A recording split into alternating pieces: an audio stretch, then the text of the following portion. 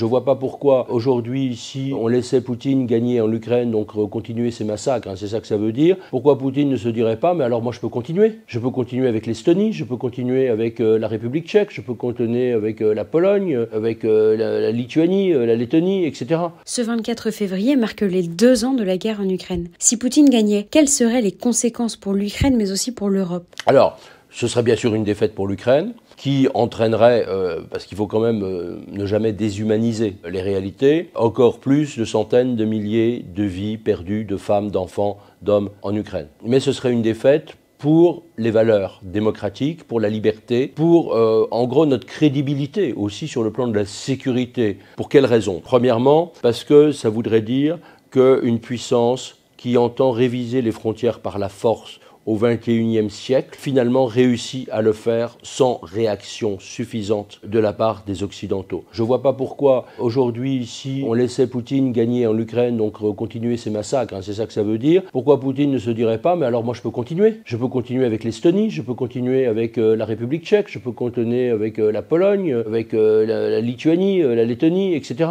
Et donc là, il verrait si véritablement nous, puisque nous n'avons pas été volontaires pour mourir pour Kiev, est-ce que nous serions volontaires pour mourir pour Varsovie ou pour Tallinn ou pour Vilnius? Quel exemple cela serait demain pour la Chine et pour Taïwan? On a quand même ce vrai problème de crédibilité, de respect du droit international. Deuxièmement, on sait parfaitement aussi que si l'on accordait à la Russie, par exemple, certaines concessions territoriales, on dirait la Russie peut garder une partie de la Crimée ou une partie du Donbass, etc. Ça voudrait dire qu'on donnerait à M. Poutine une licence de continuer ses assassinats. Parce qu'on sait très bien que dans l'ensemble des territoires qui restent occupés par la Russie, vous avez des chambres de torture, vous avez des exécutions sommaires, des gens qui disparaissent mystérieusement qu'on ne retrouve jamais, donc là aussi des assassinats. Donc c'est ça la réalité. Bien sûr, on peut parfaitement penser que Poutine continuerait à se renforcer militairement, donc ce serait un danger supplémentaire. Et c'est pour ça que je dis que ce serait une défaite, bien sûr, pour l'Europe, sur le plan stratégique, sur le plan militaire, sur le plan de la sécurité, mais ce serait aussi une défaite intellectuelle. Si vous avez, prenons, si vous permettez une seconde,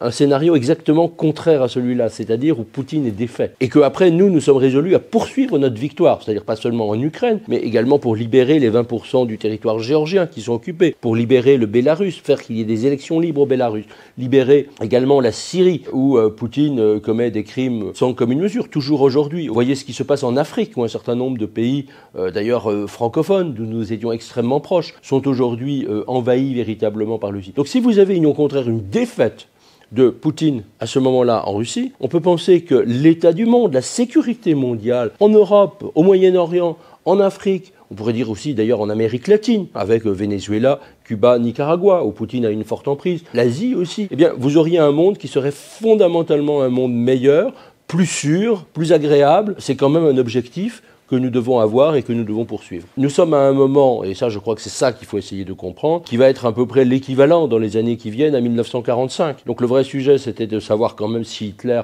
allait gagner la guerre et les puissances de l'Axe, Japon notamment avec lui, ou bien s'il allait être défait de manière radicale. Aujourd'hui nous sommes dans le même type de configuration et il ne faudrait pas que 2024 ou 2025 ce soit en 1945 à l'envers. Can you imagine a scenario where you send Russian troops to Poland? Только в одном случае, если со стороны Польши будет нападение на Россию.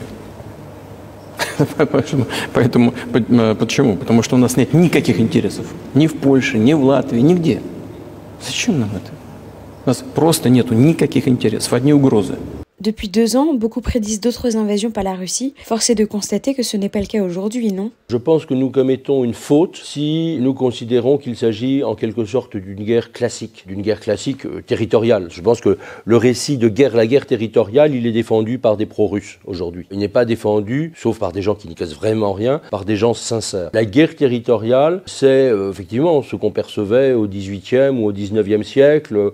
C'était assez courant, c'était des guerres limitées, c'était des guerres dans lesquelles nous pouvions avoir une forme de discussion, de négociation, d'arrangement. Pour penser la guerre que Poutine livre à l'Ukraine, mais aussi à un grand nombre d'autres pays et aux démocraties, le bon modèle, même si les choses sont bien sûr totalement différentes aussi, chaque période historique est spécifique, le bon modèle est malgré tout celui de la guerre de Hitler. C'est-à-dire qu'on est dans une guerre où Poutine vise à détruire l'ensemble de nos principes fondamentaux. C'est une guerre qui ne s'arrêtera pas, c'est-à-dire que même même l'idée que certains défendent et qui s'est montrée totalement fausse depuis le début, que une fois que Poutine aurait mis la main sur tel territoire, ça serait terminé, ça serait fini, c'est faux. C'était d'ailleurs ce que disait déjà Hitler, hein, rappelez-vous, en 38-39, voilà, bon, la Tchécoslovaquie, puis après, à l'époque, hein, on s'arrête. Non, et on s'est aperçu qu'il ne s'est pas arrêté. Poutine, c'est la même chose. Et comment expliquez-vous la difficulté des Occidentaux à condamner plus radicalement Vladimir Poutine ? Je pense qu'il y a d'abord la disparition, dans l'esprit de beaucoup de nos contemporains, du souvenir partagé de ce que fut notamment la Seconde Guerre mondiale. Je ne pense pas d'ailleurs que les livres d'histoire, aujourd'hui, leur accordent une assez grande place. Et ça imprègne aussi l'esprit des dirigeants, c'est-à-dire que sur la myopie des dirigeants, je pense qu'il y a plusieurs éléments. Un, il y a la couardise et la peur, bien sûr. Il y a dans certains cas, je le dis très clairement, la compromission, voire la corruption. Vous avez eu l'absence de sens moral, c'est-à-dire que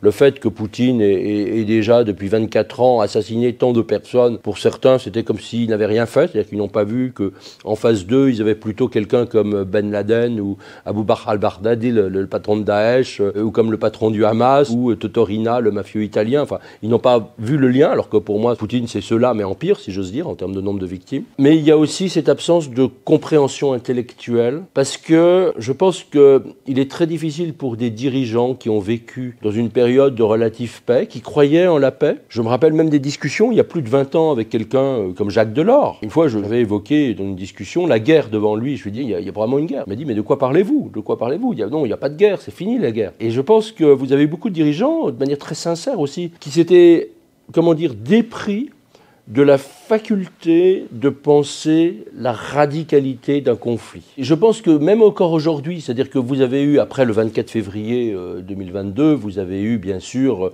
un certain sursaut, une prise de conscience nouvelle, heureusement, mais je pense que nous sommes restés un peu à mi-chemin dans la perception. Et surtout, je pense que les dirigeants de la plupart des démocraties, à part les pays baltes, probablement, la Pologne et la République tchèque, ils n'ont pas averti leur population de la proximité de la guerre. Prenons un exemple d'Emmanuel Macron. Emmanuel Macron régulièrement disait, je ne sais pas s'il le redirait d'ailleurs aujourd'hui, nous ne sommes pas en guerre avec la Russie.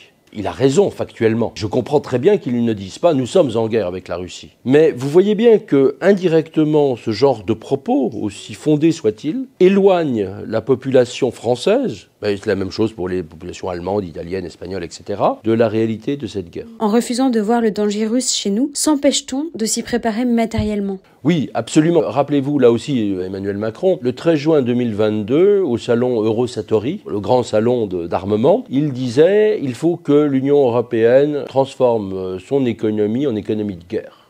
Où en sommes-nous aujourd'hui ? Je ne parle pas uniquement de la France, je parle des pays européens de manière générale. Nous n'avons pas compris ce que ça signifie que l'économie de guerre. Alors nous avons augmenté, nous Français, les autres pays aussi, notre production d'armement, c'est très bien. Mais l'économie de guerre, ça suppose de transformer une partie de nos industries civiles en industries de fabrication d'armement. Ça suppose de réquisitionner un certain nombre d'ouvriers qui travaillaient pour ces usines, de les former et de les mettre sur des productions d'armement. Et ça suppose de dire aux Français, on vous demande des sacrifices. Oui, on va vous demander des sacrifices. Aujourd'hui, je dirais, contrairement à ce que dit la propagande russe, la guerre ne coûte rien aux Français. En termes budgétaires, c'est rien. C'est peut-être, c'est même pas 10 € en moyenne par personne et par an. Nous ne sommes pas suffisamment préparés. Et en particulier, imaginons effectivement qu'on ait un lâchage par les États-Unis d'Amérique, avec par exemple une victoire de Trump, ou même la continuation d'un Joe Biden un peu endormi. Voilà, qu'est-ce que nous faisons ?